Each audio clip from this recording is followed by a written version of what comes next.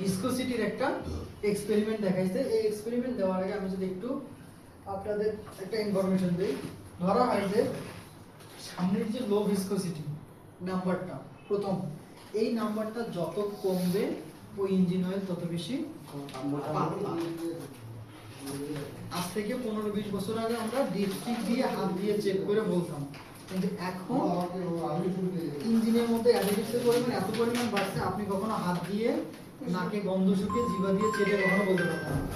আপনাকে অবশ্যই কাস্টমারকে ইঞ্জিন অয়েল চেঞ্জ করার জন্য তার কবে ঢালছে এর সার্ভিস পিরিয়ডটা সম্পর্কে জানতে হবে।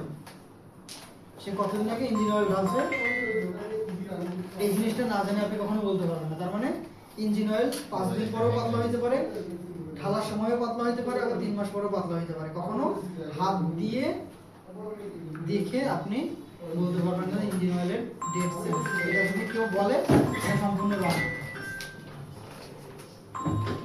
তাহলে ইঞ্জিন অয়েল আমরা কতদিন পর চেঞ্জ করব? ওই যে ম্যানুফ্যাকচার ডেট, যার কারণে বিভিন্ন ওয়ার্কশপে এখন কি করছে সার্ভিস ডেট লিখে দেয়, নেক্সট সার্ভিস ডেট। স্যার আপনি আজ আসছেন 5ই আগস্ট, আপনার গাড়ির কিলোমিটার এত, আপনার ঠিক এখান থেকে এত কিলোমিটার অথবা এত তারিখের মধ্যে আবার আপনাকে এসে ইঞ্জিন অয়েল চেঞ্জ করতে হবে। হ্যাঁ, ডিপস্টিক নিয়ে ইঞ্জিন অয়েল নিয়ে হাতে নিয়ে একটা জিনিস চেক করা যায়, সেটা হচ্ছে হাতে নিয়ে না। আপনি চাইলে এই নখের উপরে 1 ফোঁটা বা 2 ফোঁটা নিয়ে দেখবেন যে ওর মধ্যে কি পরিমাণ ময়লা বা গাব জমা আছে, কারণ এইটা আপনার যে গ্লাসের মতো কাজ করে নখটা। যখন এখানে দেখবেন দেন ওর মধ্যে যত বেশি ময়লা বসে থাকবে এটা তত দ্রুত চেঞ্জ করতে হবে এই হিসেবে। তার মানে কখনো হাত দিয়ে বা নিজের আগের এক্সপিরিয়েন্স থেকে বলা যাবে না যে আপনার ইঞ্জিন অয়েল চেঞ্জ সময় চলে আসছে এখনই চেঞ্জ করতে হবে, এটা বলা ঠিক না। এই যদি হিসাব হয়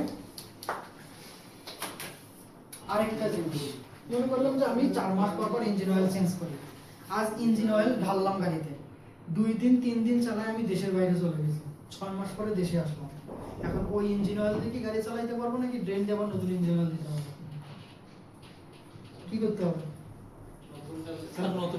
কেন আমি তো চালাইনি বেশি। মেইনটেনেন্স পিরিয়ডটা সমস্যা ওটা ম্যাচ শেষ হয়ে যাবে। যে মাইক্রোবিয়াল ডিগ্রেডেশন বলে, অনেকদিন পালায় রাখলে ওখানে ব্যাকটেরিয়া এসে ডিস্টার্ব করে, যেটা দেখা যায় এখানে যেটা হয় ওই যে অ্যাডিটিভস ডাললাম না, ওই অ্যাডিটিভসের কার্যক্ষমতার একটা নির্দিষ্ট লাইফ টাইম আছে। অর্থাৎ ইঞ্জিন অয়েলের মধ্যে যে অ্যাডিটিভসগুলো মিশানো থাকে বা কুলেন্টের মধ্যে যে অ্যাডিটিভ মিশানো থাকে বা আমাদের গাড়িতে যে লিকুইডের মধ্যে অ্যাডিটিভ মিশানো থাকে, এটা হচ্ছে বেকারির মতো।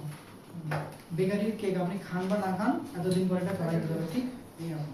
আপনি ইউজ করেন বা না করেন এতদিন পর এর লাইফ টাইম।